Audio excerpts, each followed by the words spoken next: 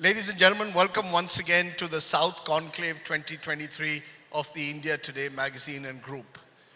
When we saw the list of the various participants in this wonderful two-day conclave, the one name that struck out for me is the gentleman who's before me. Because there are stories and stories, but the story of Commodore Abhilash Tomy, trust me friends, is one of the most remarkable stories of our times. To think that someone who suffered a serious spinal fracture while trying to complete the global race, the GGR as it's called, a solo round the world sailing challenge, 5 years later has become the first Indian and Asian to successfully complete it and become and actually finish number 2 is just remarkable. He is in that sense a real hero. So while the politicians, as I keep saying, might divide us, I think we should celebrate the likes of Commodore Abhilash Tomy. Give him an even bigger hand, ladies and gentlemen, because what he's done is incredible. Well, thank you. Thank you so much. I want to thank you for two reasons.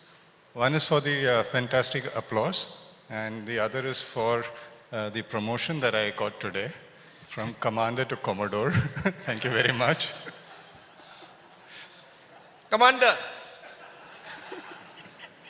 never hurts to raise your position, but you're retired from the world of the Indian Navy and you took up this challenge, which is a quite remarkable challenge in a way, to complete the Golden Globe race 5 years after you suffered serious injuries. You've got what, titanium in your back after that spinal fracture. Just tell us what this journey has been about, Commander. You know, they say that a single-handed non-stop circumnavigation of the Earth is supposed to be the most difficult adventure activity that you can undertake. And if you look at statistics, you have about 10,000 people who have climbed Everest. You've got about 600 people who have gone to space. But the number of people who have, just done a non-stop circumnavigation all by himself or herself is less than 200. Now, to make it difficult, more difficult, you try to do it in a small boat, 10-meter boat, long keel, old design, slow-moving boats, using technology of 1968, which means no GPS, no electronic watches, no satellite internet, no computers, calculators, nothing like that. No communication, right? Because you cannot use your satellite phone to call your family. And to make it even more difficult, call it a race. That is a Golden Globe race. So you have to race around the Earth 30,000 nautical miles alone using technology of 1968 without taking anybody's help. And if you stop somewhere or even if you borrow a spanner, you're disqualified. Wow. Wow. That is something. So it's you and the sea. Yes, it's the old man and the sea. No, it's the young man and the sea. But just tell us what it was like. 5 years ago, you attempted the same journey. You had an accident and you had a fracture. You put titanium in your back. Did you, in those days, think that 5 years later you'd be here as the first Indian to have completed the Golden Globe race? Well, I wasn't sure of the outcome, but I was taking part in the GGR of 2018, and this race has been held only once before, in 1968. And then in 1968, out of 9 entrants, only 1 finished. Out of 901? Yes, and for the next 50 years, this race itself was not held. And when, 2018 was 50 years of the race, I thought, can I try? I asked the race organizers, and they said, we'll give you a special invitation. So I built a boat in India, took it for the race, and after 3 months, I was in 3rd position. When I was struck by a very bad storm, I had a fall of between 5 to 9 meters. I fell on an aluminum pole, my spine broke, and the race was over for me. That was quite sure, because I couldn't get up, I was collapsing, my knees were not taking my weight, and I asked for rescue. When I realized that my race was over, and it would take 3 to 4 days for somebody to come and rescue me, there was nothing to do. So I started, figuring out what to do next. And the most natural thing was to attempt the race all over again. And I started figuring out what sort of a team to have, what boat to buy, how to approach a sponsor, and I started planning my race then. So in a way, this has been a 5-year obsession. I mean, from the moment you lost out last time, you were thinking of when next can I go to the seas? Absolutely, absolutely. And like 4 days later, I was picked up, transferred to an island. 16 days after the injury, after the accident, I reached a hospital, had an MRI scan. And 2 days later, I was flown to Delhi, and my back was cut open and 2 titanium rods were inserted. Bone grafting was done. And I got 1 day break. I could just lie down and do nothing for 1 day. But on the second day of the surgery, I started walking again. Wow. And from there, you've gone down to actually completing the race. Did your family ever say, what is this obsession? I mean, you have a young family. They must have said, Commander, let's do something else with life. I mean, what was their reaction to your decision? No, I'm going to try the Golden Globe race again. So this is where it gets interesting. Imagine a son who's just had an accident. He cannot get up and walk by himself. He needs crutches. And the mother calls him and tells him, I hope you're going to stop all this nonsense.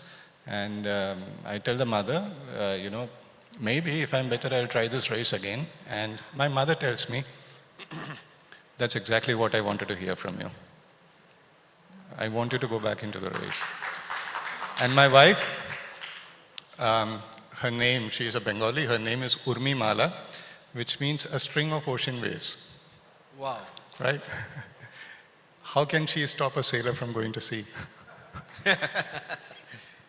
Well, she could have said, I'm leaving you if you continue with this. But the fact is she didn't. And I think it was because of her good advice and support that I was able to pull the 22 race off so well. So tell us what it was like in the high seas. Give us a sense.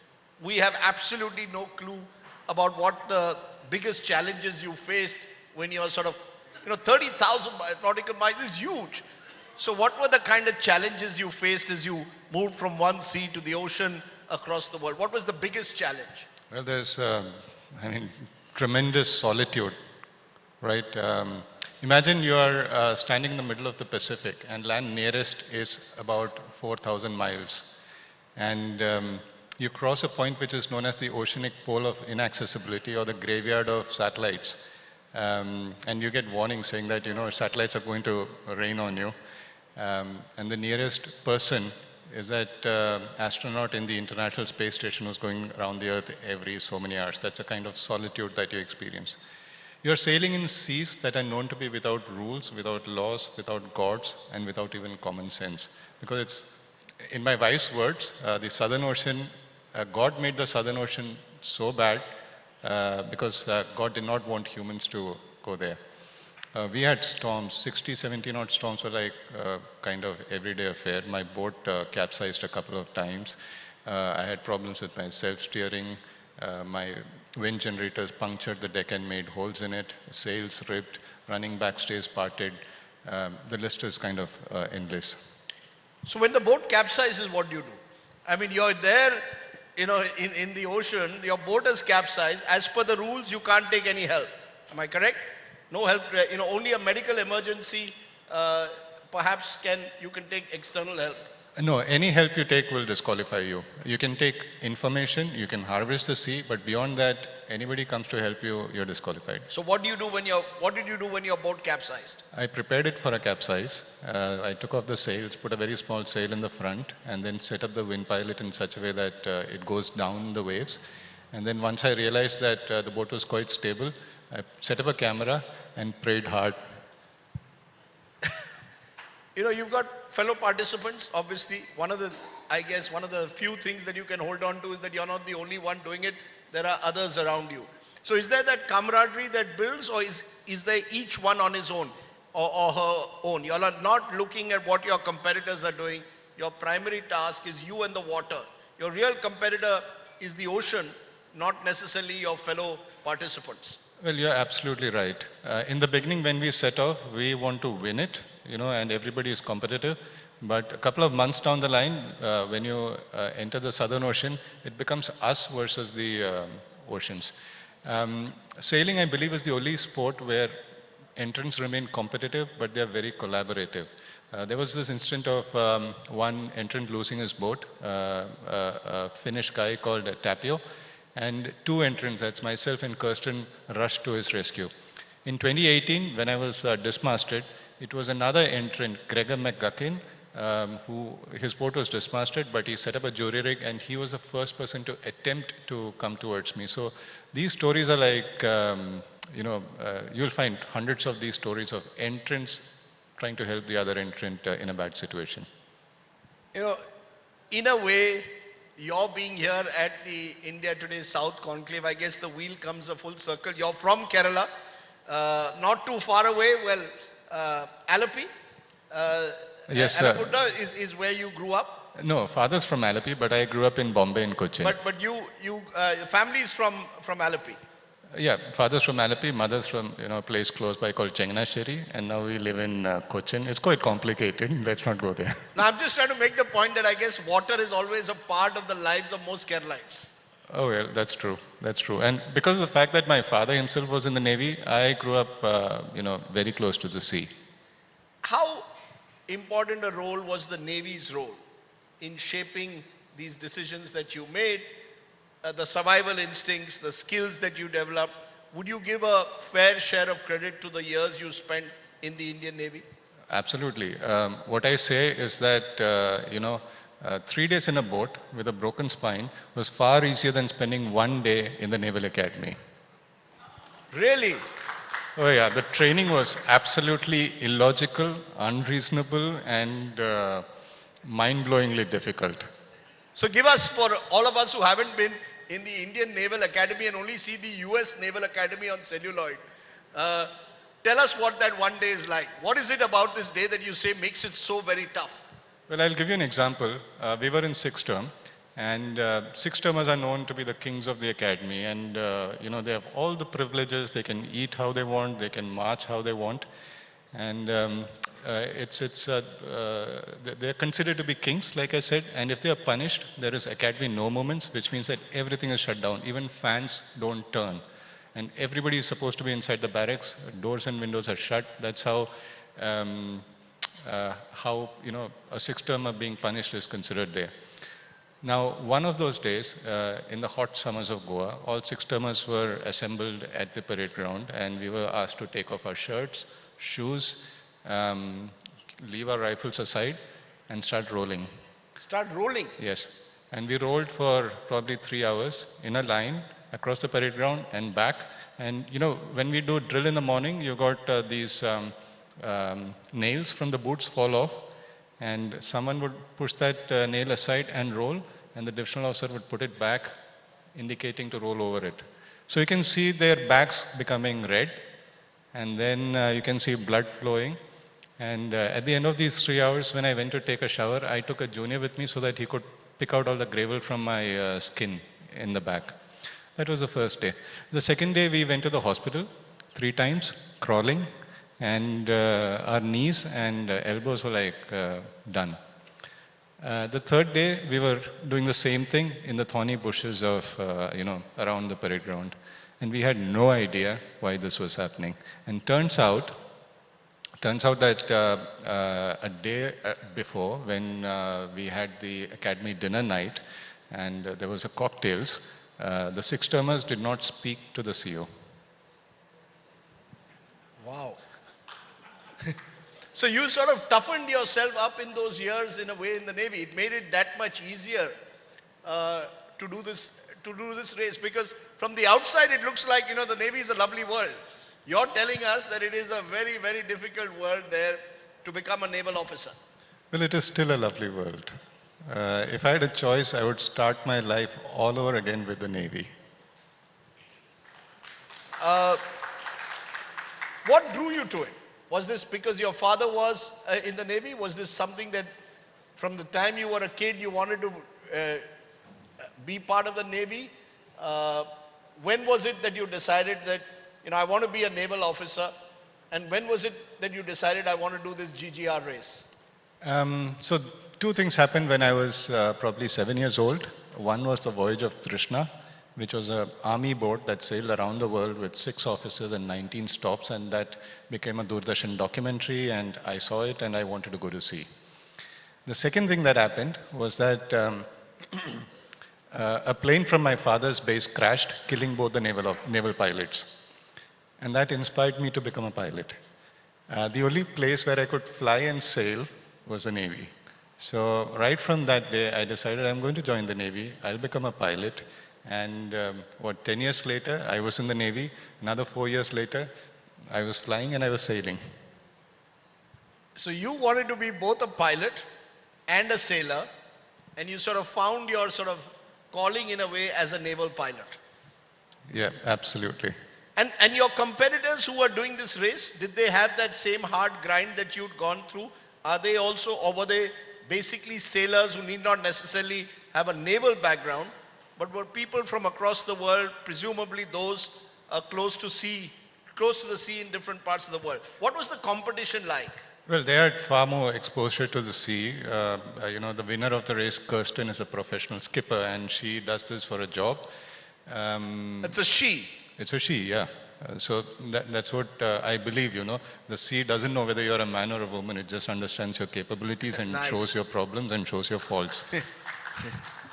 So, because of the fact that they have a lot of boats around them, they are constantly in touch with the sea and sailing, which doesn't happen in India. At the end of the race, I remember that I told the city of Les Sables-d'Olonne that if you look at one pontoon of this marina, the number of boats that you have on this pontoon is more than the number of boats we have in the entire country in India. So I come from such a background. Yes, because India has done reasonably well in the past in sailing and yachting at the Asian Games level, but never globally. Do you believe that in a way you've broken a barrier, that there will be now others inspired by your story to say we can do it? Is that something also that you see as your role, a kind of legacy building? Now that you're retired from the Navy, what do you see your role to be? Is it sort of to give back in a way, encourage other young men and women to sail around the world?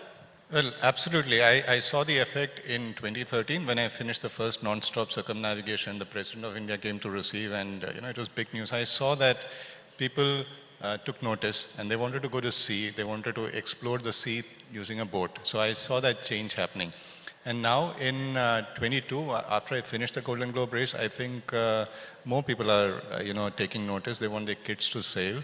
And yes, I'm playing a few roles in Indian sailing. One is the role of a council member in the Yachting Association of India, where I help them take policy decisions and guide them. I'm also probably going to mentor the women who are going to go around the world alone next year, sent by the Indian Navy. So yes, I do look forward to giving back in that sense. But you go, are people recognizing you? Are you a sort of, when you walk on the street, are you still relatively anonymous, or does somebody come and say, are you the guy who went solo around the world? What I've noticed is that it's not an immediate recognition. If I pass by a couple of minutes later, I realize that somebody has taken out his phone and checked on Google if it's this guy, and then they come for a picture. So if I can clear that area within 2 or 3 minutes, I'm kind of, I've escaped it. Let's come back to the race itself.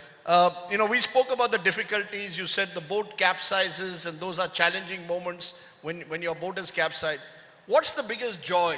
Which part of the world, as you travel, the 7 seas literally, which sea or ocean is the one that truly sends you as a sailor saying, wow, that's one hell of a water body out there? So in terms of a sense of achievement, it was rounding Cape Horn. It's known as the Everest of the oceans. If you round Cape Horn, you're allowed to wear an earring on the ear that faced the horn when you rounded it. So that's how important it is for us. And we don't have words to describe that place, so we just simply call it the Everest of the oceans. And this time it was really difficult for me. I had a lot of damage, and when I rounded Cape Horn on Mahashivratri, I thought I had achieved something. But that was not the day that gave me the biggest joy.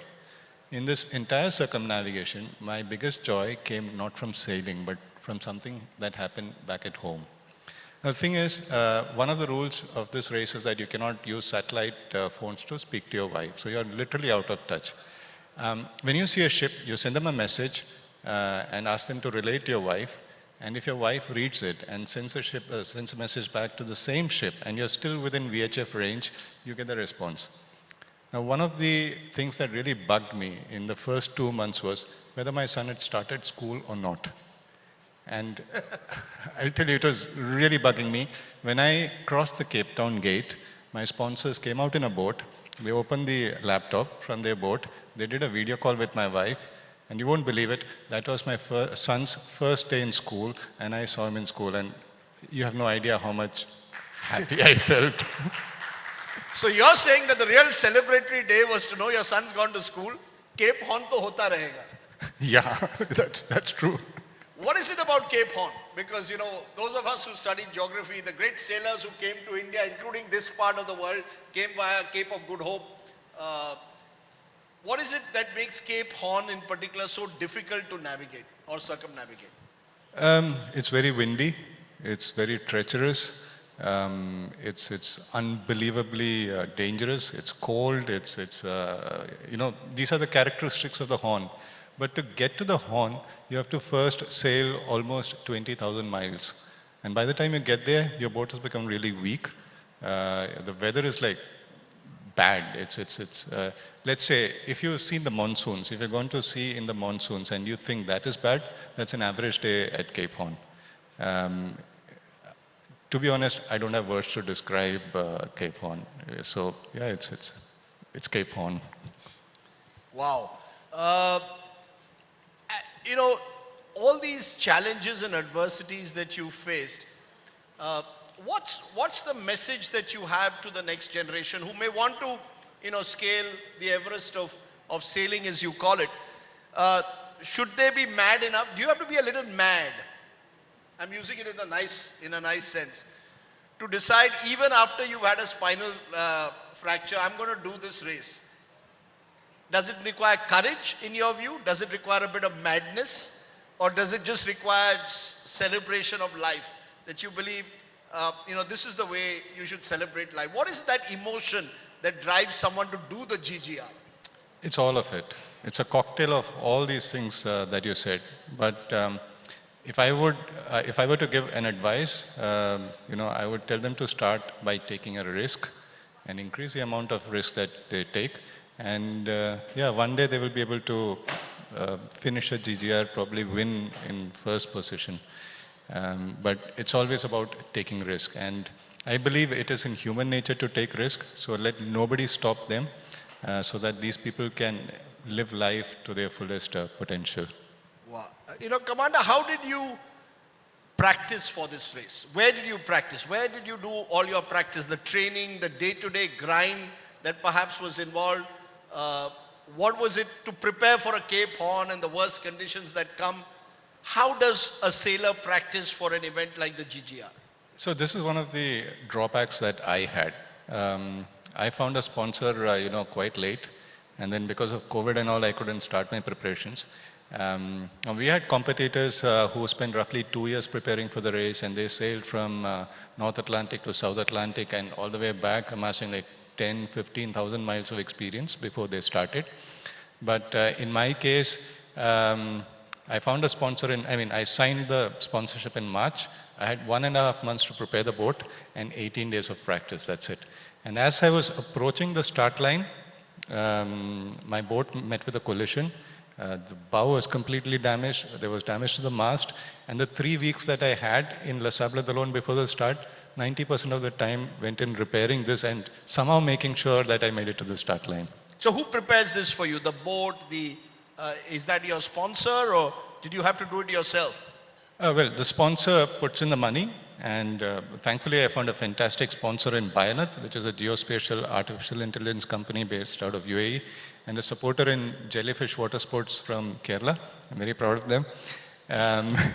Well, I'm very thankful that I've found really good sponsors, but the boat itself was prepared by a boat designer called Dick Koopmans and myself. And we worked probably 10 to 12 hours every day for 1.5 months to make sure that the boat was on water. Just 2 people.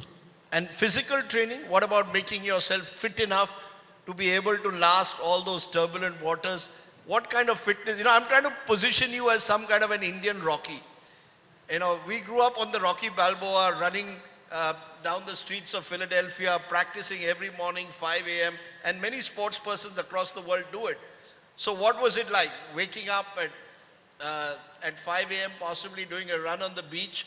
What do you need to do? How physically fit do you need to be to actually compete in the GGR? I can see in your imagination there's a montage happening, right? No, I'm trying to say that forget Tom Cruise, you're the real thing, right? Forget Top Gun and all these. These are all American. That's only on TV. You're the real Top Gun. You're a real Navy pilot, real life story.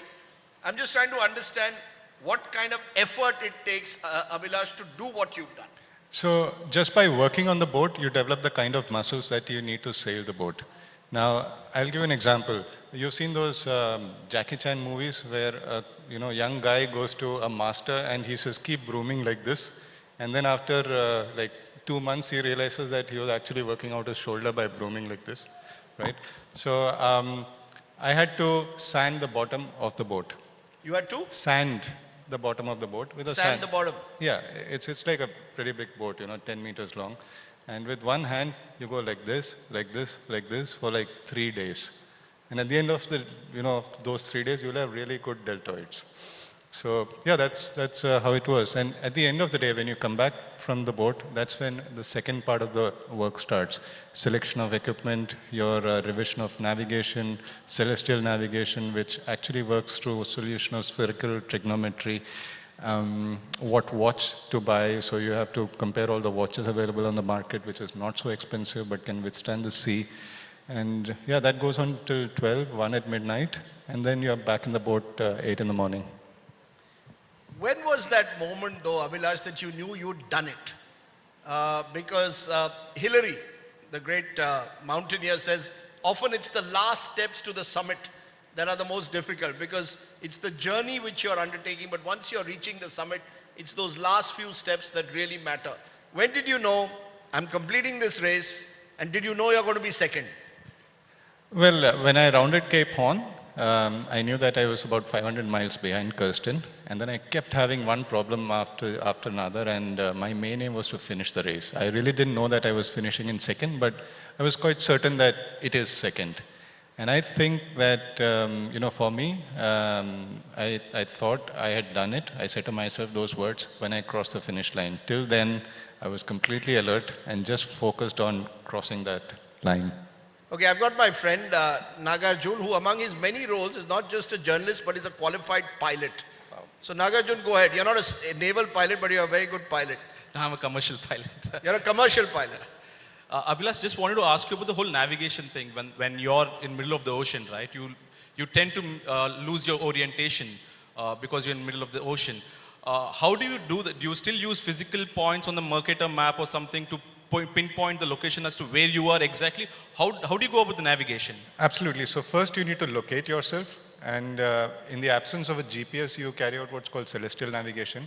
So you shoot the sun, get its exact angle down to, I think, 1/60th of a degree, with what's called a sextant, at an exact time. If your watch is off by 1 second, your position goes off by 1 nautical mile. So a watch with an error of, let's say, 1 minute gives you a position that's 60 miles off, 100 kilometers off. So you shoot the sun, and then you derive some calculations, you get one position line. You do that again after 3 hours when the sun has shifted, let's say, by 30-40 degrees. You get another line, and when they cross, that's where you are. And from there, you refer to the compass, kind of artificial horizon for us. So you refer to the compass and you know which direction you're going.